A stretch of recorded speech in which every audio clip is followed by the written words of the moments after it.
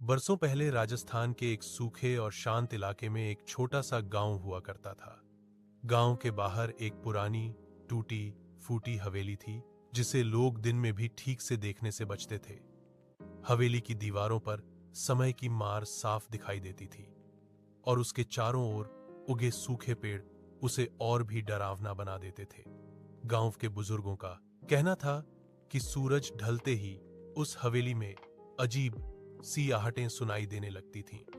लोग कहते थे कि वहां एक ब्रह्म राक्षस रहता है, लेकिन कोई यह नहीं जानता था कि उस डरावनी आत्मा के पीछे एक अधूरी प्रेम कहानी छुपी हुई है। इस कहानी की शुरुआत एक साधारण लेकिन विद्वान युवक से होती है। उसका नाम था वेदांत शर्मा। वेदांत एक ब्राह्मण परिवार से था और गांव में अपनी सादगी, ज्ञान और शांत स्वभाव के लिए जाना जाता था। उसे न धन की लालसा थी और न ही किसी से ईर्ष्या। उसका जीवन वेदों, ग्रंथों और सत्य की खोज में बीत रहा था। वह मानता था कि सच्चा ज्ञान और सच्चा प्रेम दोनों ही इंसान को पूर्ण बनाते हैं। उसी गांव में रहती थी मीरा। मीरा बेहद सरल स्वभाव की लड़की थी। उसकी आंखों में मासूमियत और गहराई दोनों झलकती थी। वह रोज सुबह मंदिर जाती और भगवान के सामने दीपक जलाकर प्रार्थना करती। वेदांत अक्सर उसी मंदिर के एक कोने में बैठकर ग्रंथ पढ़ता रहता। शुरू में दोनों एक दूसरे को बस देखकर आगे बढ़ जाते थे, लेकिन धीरे धीरे उनकी नजरें मिलने लगीं। फिर हल्की फुल्की बातें होने लगीं और कब वह बातें मुस्कान में बदल गईं, किसी को पता ही नहीं चला। वेदांत को मीरा से प्रेम हो गया था, लेकिन वह संकोची था।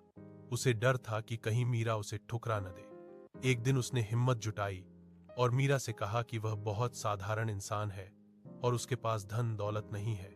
मीरा ने उसकी बात सुनकर मुस्कुराते हुए कहा कि उसे धन नहीं चाहिए, उसे बस एक सच्चा और ईमानदार जीवन साथी चाहिए। उस दिन दोनों ने बिना किसी बड़े वादे के एक दूसरे को अपना मान लिया। लेकिन हर प्रेम कहानी को किसी न किसी की नजर लग ही जाती है। गांव का जमींदार, जो ताकत और धन के नशे में चूर था, मीरा को अपने लिए चाहता था। जब उसे पता चला कि मीरा किसी साधारण ब्राह्मण युवक से प्रेम करती है, तो उसके अहंकार को ठेस पहुंच गई। उसने वेदांत को रास्ते से हटाने की ठान ली। उसने गांव में यह अफवाह फैला दी कि वेदांत काला जादू सीख रहा है और गांव के लिए खतरा बन सकता है। अंधविश्वास से भरे गांव वालों ने बिना सच्चाई जाने वेदांत पर विश्वास करना छोड़ दिया। एक रात वेदांत को पकड़कर गांव के बाहर उस खंडहर हवेली में बंद कर दिया गया। मीरा रोती गिड़गिड़ाती रही, लेकिन किसी ने उसकी एक न सुनी। हवेली के भीतर वेदांत ने अकेलेपन, भूख और अपमान को झेला। उसने बार बार भगवान से प्रार्थना की कि उसे इस अन्याय से बचा लिया जाए, लेकिन जब कई दिनों तक कोई मदद नहीं मिली, तो उसके मन में धीरे धीरे क्रोध भरने लगा। उसी हवेली के एक अंधेरे कमरे में एक प्राचीन तांत्रिक ग्रंथ पड़ा था। वह ग्रंथ वर्षों से वहीं पड़ा था और किसी ने उसे छुआ तक नहीं था। वेदांत ने जब वह ग्रंथ देखा, तो उसने उसे अपने दुख का आखिरी सहारा मान लिया। दर्द, गुस्से और निराशा में उसने उस ग्रंथ के मंत्र पढ़ने शुरू कर दिए। उसे यह एहसास नहीं था कि वह अपने ही विनाश का रास्ता चुन रहा है। कुछ ही समय बाद हवेली के भीतर वेदांत की मृत्यु हो गई, लेकिन उसकी आत्मा को शांति नहीं मिली। उसके भीतर का क्रोध, अपमान और अधूरा प्रेम उसे मृत्यु के बाद भी बांधे रहा। वही वेदांत अब एक ब्रह्म राक्षस बन चुका था। उसका शरीर भयानक था, आंखें जलती हुई और आवाज गूंजती हुई, लेकिन उसके दिल में आज भी मीरा बसी हुई थी। मीरा को जब वेदांत की मौत की खबर मिली, तो वह टूट गई। उसने खुद को दोषी मान लिया। वह हर रात हवेली के बाहर जाकर एक दिया जलाती और वेदांत का नाम लेती।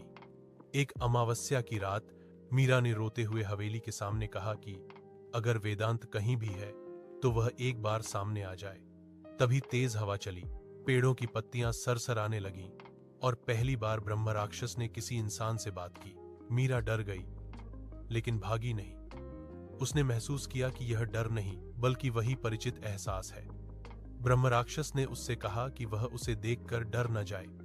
मीरा ने कांपती आवाज में कहा कि चेहरा बदल गया है, लेकिन आवाज वही है। वेदांत ने उसे अपनी सच्चाई बता दी कि वह अब इंसान नहीं बन सकता। मीरा ने कहा कि उसे इंसान नहीं चाहिए, उसे बस वेदांत चाहिए। लेकिन ब्रह्म राक्षस होने का श्राप यह था कि वह इंसानों के पास ज्यादा देर रहे तो उन्हें नुकसान पहुंचा सकता था। इसी डर से वेदांत मीरा से दूर रहने लगा। मीरा धीरे धीरे बीमार पड़ने लगी। उसके बिना जीवन उसे अर्थहीन लगने लगा। एक रात मीरा हवेली पहुंची और बोली कि अगर वेदांत का साथ नहीं मिला तो वह भी इस दुनिया में नहीं रहेगी। यह सुनकर वेदांत टूट गया। उसने तय कर लिया कि वह अपने प्रेम के लिए आखिरी बलिदान देगा। उसने उसी तांत्रिक ग्रंथ से एक अंतिम मंत्र पढ़ा जिससे उसकी शक्तियां खत्म हो सकती थीं और आत्मा को मुक्ति मिल सकती। मंत्र पूरा होते ही हवेली कांपने लगी। चारों ओर तेज रोशनी फैल गई। मीरा रोती रही और वेदांत से रुक जाने की विनती करती रही।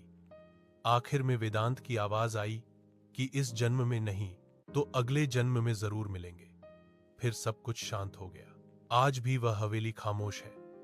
कोई ब्रह्मराक्षस नहीं दिखता, लेकिन गांव वाले कहते हैं कि अमावस्या की रात वहां एक ठंडी हवा चलती है और किसी का नाम धीमी आवाज में सुनाई देता है। शायद वह अधूरी मोहब्बत आज भी वहां भटक रही है। सच ही कहा गया है, कभी कभी डर आत्मा से नहीं बल्कि अधूरे प्रेम से लगता है।